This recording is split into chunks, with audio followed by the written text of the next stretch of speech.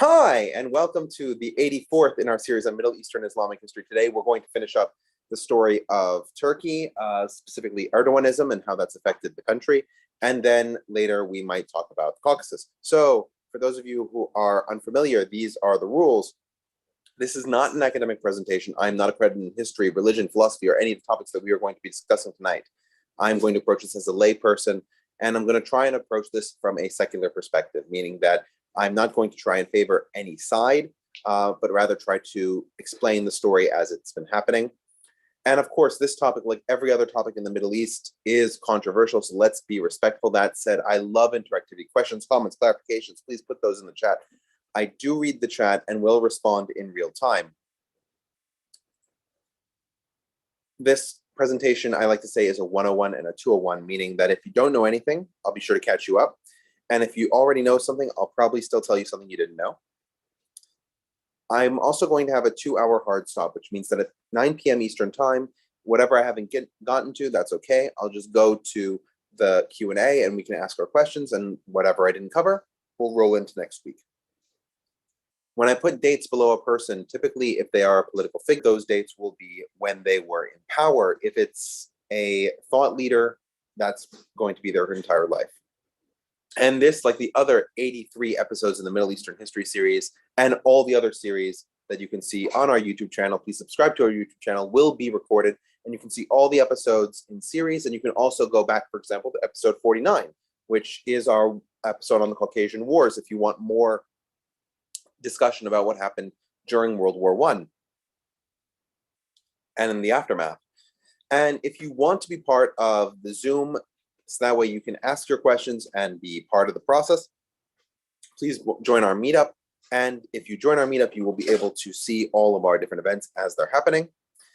We also will continue to provide these presentations for free. But if you think that the work that we're doing on Zoom, YouTube, meetup, all of which cost us some premiums, is something that's worthwhile, please donate and help us keep the roof on over our heads. All right. So last we talked about Erdoğan about 2 weeks ago, and we mentioned that he was moving into a new period. The first set of people that he was worried about taking away his power, especially in the mid 2000s, was the military. And the military, we've demonstrated throughout the 1950s, 1960s, 1970s, repeatedly would assert themselves into politics in order to prevent the desecularization, at least in their view, of the country. And what ended up happening is that we had what was called the Ergenekon scandal, and we talked about this last time we met, where over 270 different military officers from Turkey were put on trial and accused of being part of a large-scale conspiracy called the Ergenekon conspiracy to overthrow the Republic of Turkey and institute somebody more in line with the military's position on politics. That said, a lot of the Turkish tribunals, especially more recently, like is in 2016, have found that even if those military officials had views opposed to Erdoğan and the Turkish Republic, there was certainly no evidence proffered that seriously led to the belief that there was a conspiracy between them, or that such a conspiracy was called Ergenekon. Regardless of these later revelations, the effect of the Ergenekon trial was to remove from government positions numerous different members of the military and their affiliated leaders. So what you end up happening is that these positions in government are now open because those positions have been deserted by the military leaders who've been brought up on Ergenekon. And so Erdoğan, in this point, in the early 2000s, reaches out to Fethullah Gülen, who is the leader of a spiritual movement in Turkey. Now, there are some similarities between the Gülenist movement and the Erdoğan's AKP party. And these similarities converge upon the fact that they're talking about Islam as being a cultural force within Turkey, and that while they're not going to legislate Sharia, right, they're not going to legislate Islamic law, they know that that is a violation of the Turkish constitution, and was the reason why Islamist parties under Erdoğan could not become part of the government. What they're going to do is change the cultural behavior of Turkey so that it's more accommodating towards Islam and that Islam has a stronger pull on the cultural sphere. Now, Erdogan's plan to do this, as we talked about, was to increase the size of the Imam Hatip schools, to begin to create curfews around the selling of alcohol, all these sorts of laws that could have a secular basis or presumed to have a secular basis, despite the fact that they increase cultural religiosity.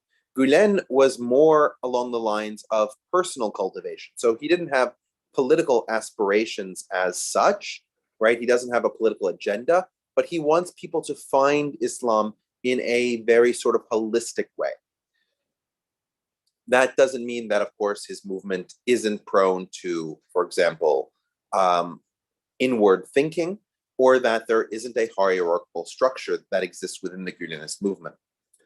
But at that time, it was useful for Erdogan to seed all of these different divisions with the Gülenists. And so then we move into the coup of 2016. And in the coup of 2016, we have a half-baked coup led by the military, which existed primarily in the cities of Ankara and Istanbul. It was done in an abortive way, and we've seen that there are Turkish military coups that are done in an abortive or haphazard way, if not all the members of the military can come to a consensus on how to orchestrate the coup. And that's clearly something that happened here, that not all the military in Turkey was in favor of the coup. That said, the Turkish military has pulled off successful coups several times. So the failure of this coup, especially the fact that the coup didn't occur in the place where Erdogan was, right? He was on vacation in the south of Turkey, completely separate from these events, meant that the coup couldn't stop him from addressing the country. And he actually addressed the country via FaceTime and basically told the coup to stand down. And that's basically what happened. Now, there were certainly the military generals who were directly responsible for the coup. But Erdogan's primary direction of ire following the coup was towards Gülen and the Gülenists. And in fact, within a week of the coup, he had a list of all of the suspected Gülenists in the government to expel them from their posts and from their positions. Now, Gülen himself had worried that the situation in Turkey was deteriorating for him in the early 2010s. And so by that point, he relocated permanently to the Poconos Mountains in the US state of Pennsylvania. But this moment after the coup was the prime opportunity for Erdogan to purge the Gülenists from the government and to try to seek a new entity that he could use in order to fill those positions. Because at this point, the AKP did not have the expertise or experience in order to run those divisions. We also see at this time an increasing limiting of freedom of speech. And we've already seen freedom of speech issues from earlier. For example, the Gezi Park protests in 2013, in August of 2013, that were put down by using police violence in Istanbul. But there was an increasing erosion after the 2016 coup attempt. And this led to arrests of journalists that exceed in number and in scope what has occurred in pretty much every other Middle Eastern country. Now, granted, Turkey had a lot more journalists than most Middle Eastern countries because most Middle Eastern countries have very difficult laws for journalists to deal with. But you can see, for example, this is a picture from 2023, and this is just those journalists that have been arrested as of the date of this writing in 2023. You can, in each year since 2016, over 100 different journalists have been arrested, putting Turkey in the realm of the top countries to arrest journalists worldwide. And this was also a direct result of the coup. This has led many to speculate, and this is a view that I hold, but obviously it's a controversial view, that the coup was in fact instigated or created by Erdoğan in order to allow him the opportunity to continue on this democratic backsliding with regards to journalism and other freedom of speech restrictions that he began to implement, and his ability to expel the Gülenists, because in order for him to develop a list that comprehensive, that would include even individuals like post office workers, such a list would have needed years to compile. It couldn't have been done as expediently as possible. But of course, the other side would argue that the coup was real and Erdoğan is simply an effective opportunist, which he's demonstrated numerous times in the past. Another major opportunity that Erdoğan took in the wake of the coup was that he was going to pass constitutional amendments. And he did that in April of 2017. And these amendments are incredibly comprehensive with regards to how they changed the Turkish constitution of 1982.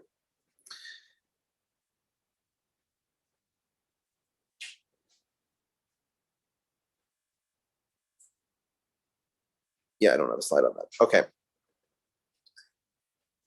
Those amendments changed Turkey from a prime ministerial system where the parliament was effectively the voice of the large constituency, the Grand National Assembly, with over 600 members, would represent the various views of the Turkish population. They would have a prime minister, very much in sort of a German-style country.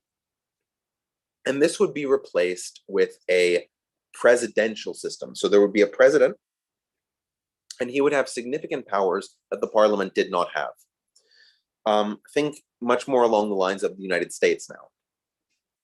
But the president in Turkey has the ability to rule by decree, which effectively means that without parliament say so, the president can affect large-scale changes in policy. There are certain elements that the constitution forbids the president from taking into his own direct hands, but the president has a great amount of power. And surprise, surprise, Erdoğan considered himself to be a prime candidate to switch from the role of prime minister into the role of president with this new expanded authority. But the AKP didn't have the 50% of the votes needed to pass this constitutional amendment. And so the AKP began to work with the MHP. The MHP, we've seen them before, but we've seen them in their non-parliamentary persona. The MHP is directly connected to the Grey Wolves, the Bozkurtlar, which were the nationalists, the ultranationalist party led by Alparslan Turkish. And the MHP saw an opportunity to gain increased power in the Turkish political sphere if they supported Erdoğan in these constitutional amendments. And by and large, for the MHP, as we're going to talk about in a bit, benefited from their support of these constitutional amendments. As sort of a detour, during this same period of time that we have these domestic changes in Turkey, we also have the Turkish intervention in Syria. And that really starts in March of 2018. The Turkish intervention is primarily in support of the Free Syrian Army, or FSA. And the reason for Turkish support of the Free Syrian Army is so that way they can attack the the Democratic Syrian Forces, or the SDF, the Syrian Democratic Forces.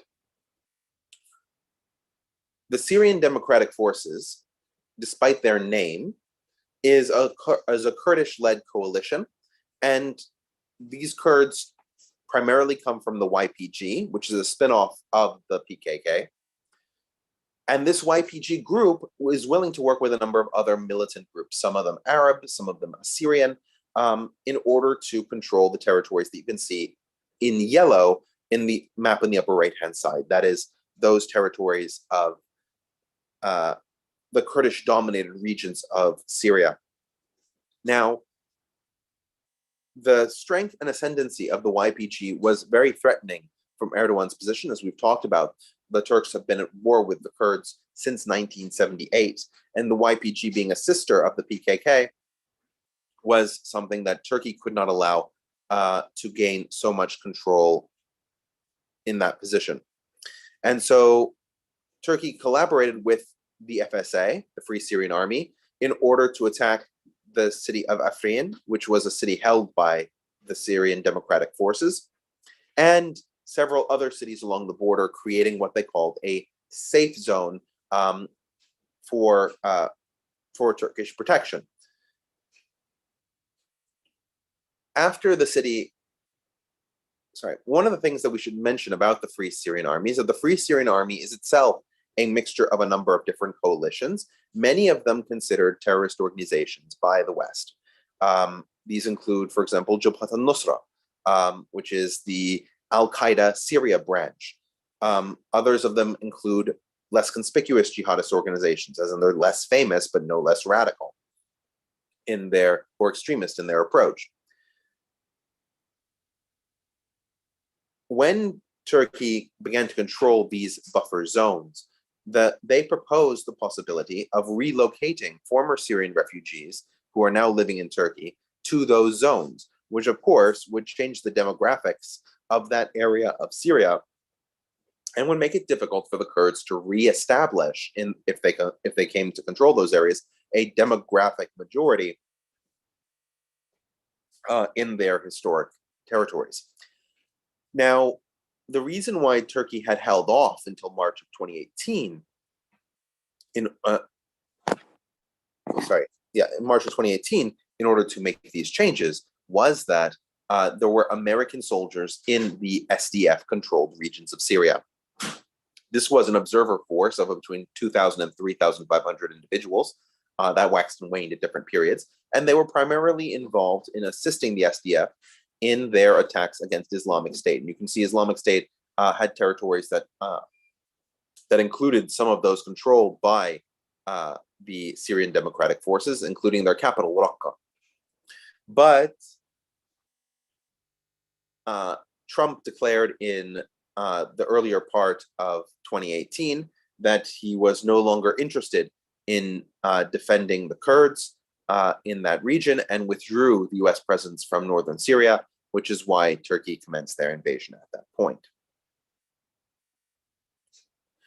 We also have something that we haven't really experienced before, which is that we have three foreign countries, we can say, that are intervening in the Syrian civil war. We have Russia, we have Iran, and we have Turkey. And now Russia and Iran find themselves to be bedfellows supporting the Assad regime for two very different reasons.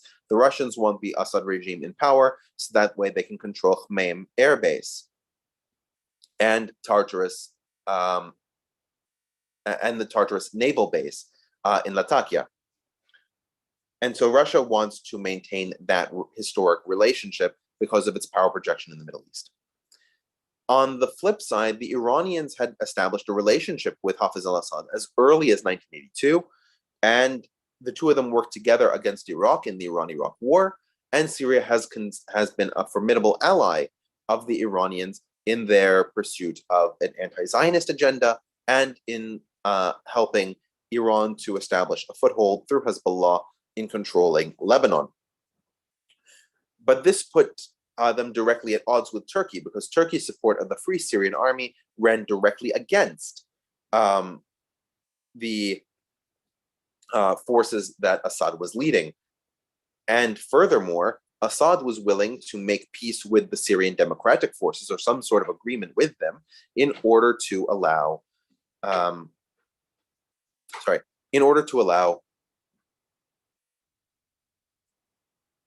their support against further FSA incursions. And so what ended up happening is that you begin to have engagement or indirect engagement between Turkish supported proxies and Russian and Iranian supported proxies like Hezbollah. And this came to a head in November of 2015, where on the 24th of that month, Turkish missiles shot down a Russian plane over Syrian territory,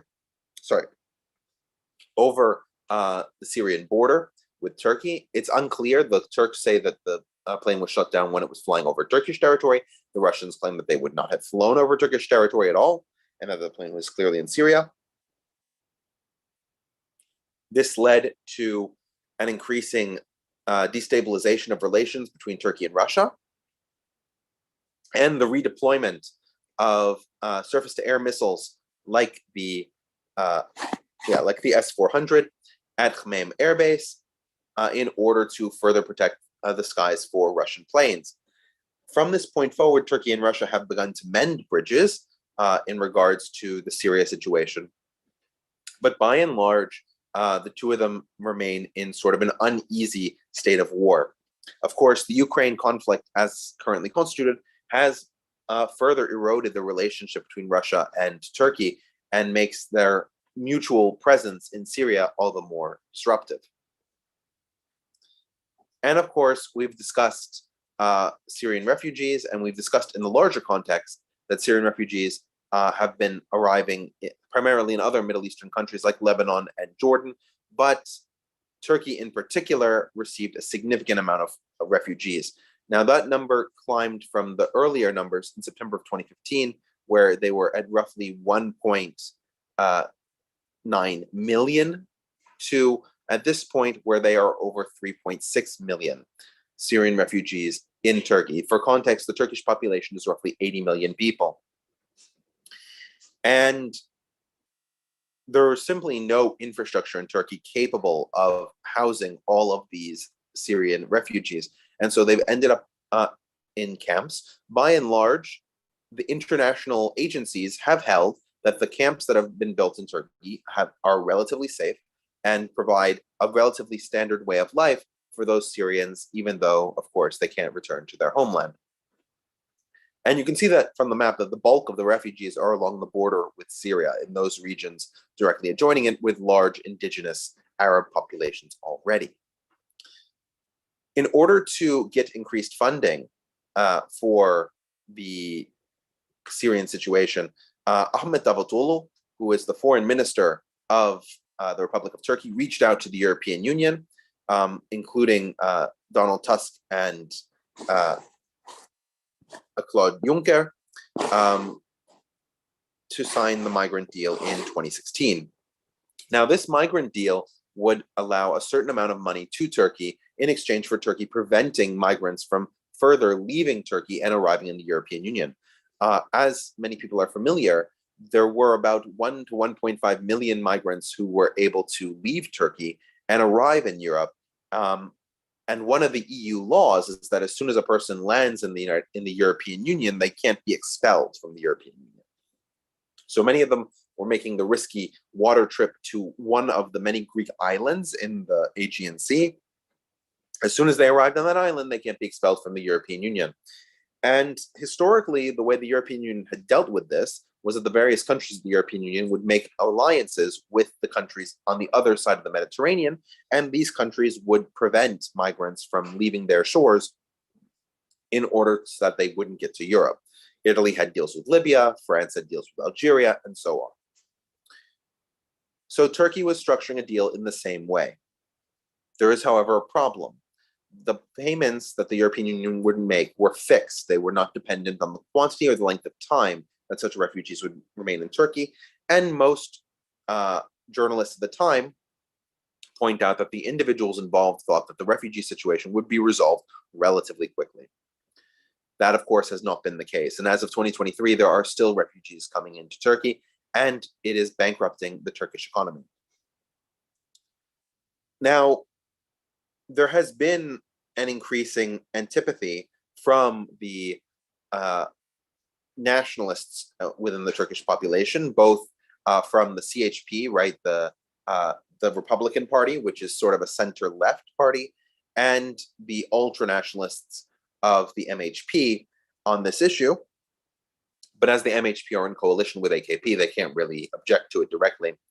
But the CHP is directly pointing it out. And in the run-up to the 2022 parliamentary election between Kılıçdaroğlu of the Republican Party and Erdoğan, Kılıçdaroğlu made clear that he would deport the Syrians back to Syria if he won the presidency. Erdoğan has made the promise, and has held it so far, to not deport them.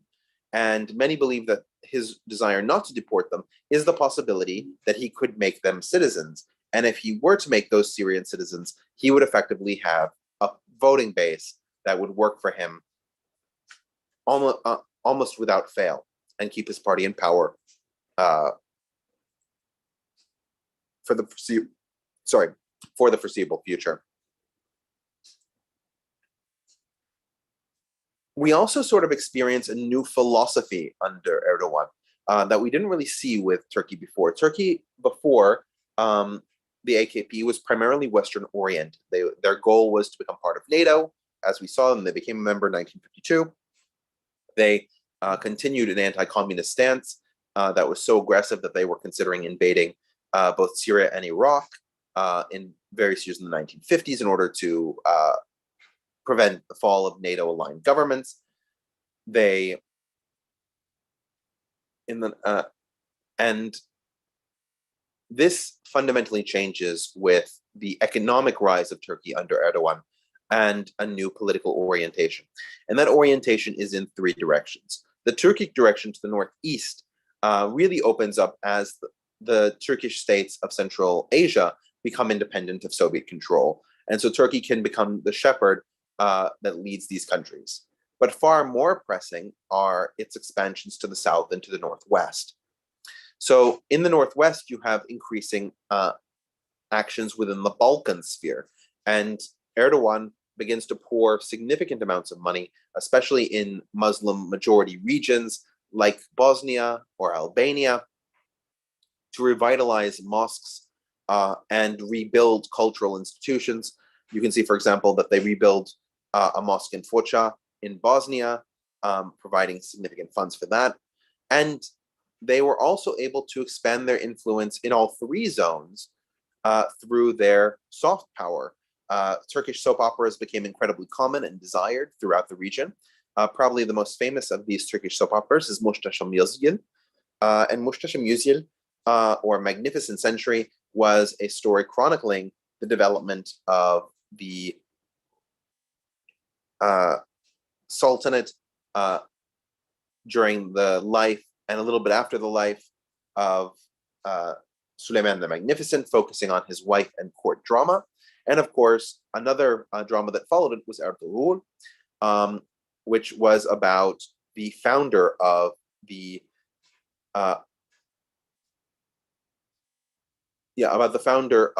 Ottoman dynasty.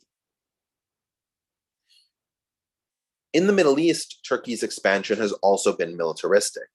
Probably most famous is that Turkey intervened directly in Libya during the Second Libyan War, which Turkey's involvement was from January to October 2020. And this put it directly antagonistic to Egypt, which was also intervening in that conflict on the other side. Understandably, Egyptian-Turkish relations have been fraught. And Erdoğan also tried to improve his relationship with a number of Arab countries by targeting Israel. And the most effective incident for that was the Mavi Marmara incident on the 31st of May 2010, when a flotilla filled with aid workers equipped with weapons was detained by Israeli forces off the coast of Israel because of the Gaza blockade. And the incident resulted in a sharp break in relations between Turkey and Israel that would later be resumed. That said, the economic situation between Turkey and Israel continued to develop regardless of these diplomatic consequences, calling into question Erdoğan's seriousness with regards to these actions, but at the same time, how the diplomatic actions show that he does at least have a negative attitude towards Israel. And of course, as we move into the more recent period, we begin to see the rise of the MHP within that coalition that the AKP has created. And so you have what are called the ülkücüler, or the administrative people, for want of a better term. And the ülkücüler, which previously had been military, were then replaced by Gülenists. Now the Gülenists were being replaced by MHP representatives. And in fact, the MHP is beginning to take over more and more of the internal workings of the government because they have more experience at that, many of them having been former military in some capacity or another, than do members of the AKP. And in fact, a significant portion of the police forces now in Turkey are run through the MHP. This has also led, the MHP inclusion in the coalition has also led to a hardening of the position on the Kurds, because the MHP tends to have a very negative view on Kurds and Kurdish independence. And we see that the MHP is beginning to have its own rifts and issues. One of them was Sinan Ateş. He was one of the leaders of the MHP and was assassinated on the 30th of December 2022 because he was sympathetic to the İyi faction, or good faction in Turkey, which was a defection within the MHP that did not support the coalition with Erdoğan. None of the members of the MHP came to his funeral, and his case is being investigated by one of the police divisions, which is completely staffed by AKP members to prevent MHP from derailing the investigation, which is likely to find that the drive-by motorcycle shooting was probably a little bit more than it seems. But we also have the AKP's economic crisis. So the economic crisis, as we can see, has been rather continuous, with the lira dropping in value almost since 2010, but it became more and more accelerated in the early 2020s, with Erdogan's unique financial solution of not raising interest rates as currency was inflating. Now, common economic wisdom, at least in the West, is that if your currency is inflating, to increase interest rates, those interest rates will catch up with inflation and therefore prevent the inflation from increasing. But Erdogan quoted from the Quran that usury is illegal in Islam and forbade the central bank to increase interest rates, which did not help the matters. Eventually, he began to concede to more secular wisdom, and the issue has stabilized, but by and large, Turkey is still feeling the sting of a weakened economy in the early 2020s.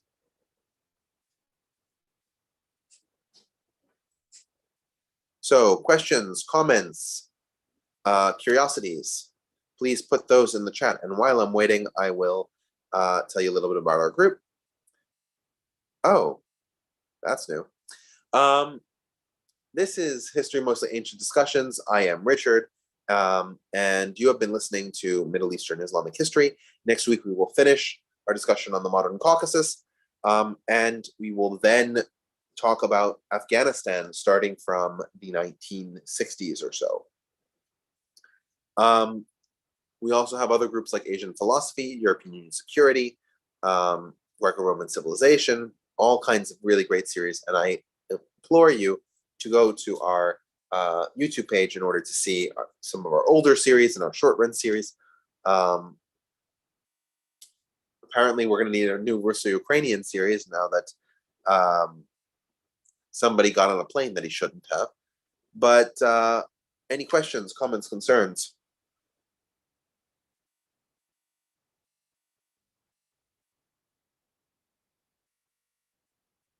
All right, then. If that's the case, I'll see everybody next week. And thank you, everybody, for coming. Yeah.